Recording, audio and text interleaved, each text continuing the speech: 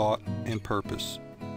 Until thought is linked with purpose, there is no intelligent accomplishment.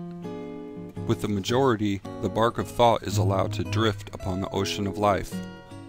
Aimlessness is a vice, and such drifting must not continue for him who would steer clear of catastrophe and destruction. They who have no central purpose in their life fall an easy prey to petty worries, fears, troubles, and self-pityings, all of which are indications of weakness, which lead, just as surely as deliberately planned sins, though by a different route, to failure, unhappiness, and loss, for weakness cannot persist in a power-evolving universe. A man should conceive of a legitimate purpose in his heart and set out to accomplish it. He should make this purpose the centralizing point of his thoughts. It may take the form of a spiritual ideal, or it may be a worldly object, according to his nature at the time being. But whichever it is, he should steadily focus his thought forces upon the object which he has set before him. He should make his purpose his supreme duty, and should devote himself to its attainment, not allowing his thoughts to wander away into ephemeral fancies, longings, and imaginings. This is the royal road to self-control and true concentration of thought. Even if he fails again and again to accomplish his purpose, as he necessarily must until weakness is overcome, the strength of character gained will be the measure of his true success, and this will form a new starting point for future power and triumph. Those who are not prepared for the apprehension of great purpose should fix the thoughts upon the faultless performance of their duty, no matter how insignificant their task may appear.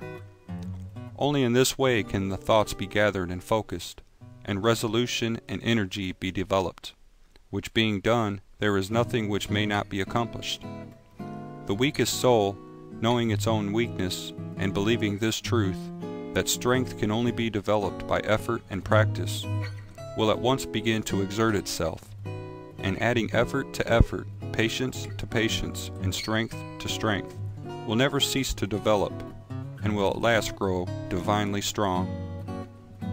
As the physically weak man can make himself strong by careful and patient training, so the man of weak thoughts can make them strong by exercising himself in right thinking.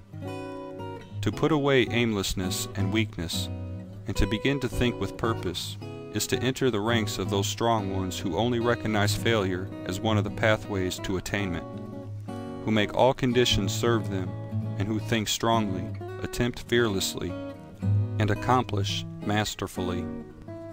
Having conceived of his purpose, a man should mentally mark out a straight pathway to his achievement, looking neither to the right nor the left. Doubts and fears should be rigorously excluded. They are disintegrating elements which break up the straight line of effort, rendering it crooked, ineffectual, useless. Thoughts of doubt and fear never accomplish anything, and never can. They always lead to failure.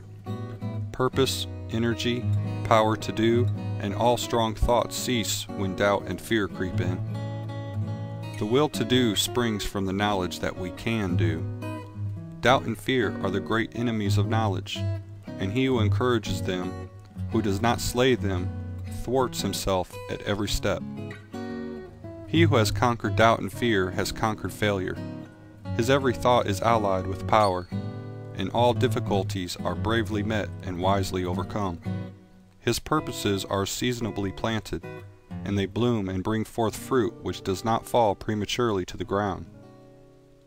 Thought allied fearlessly to purpose becomes creative force.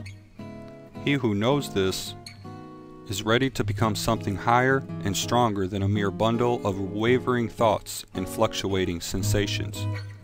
He who does this has become the conscious and intelligent wielder of his mental powers.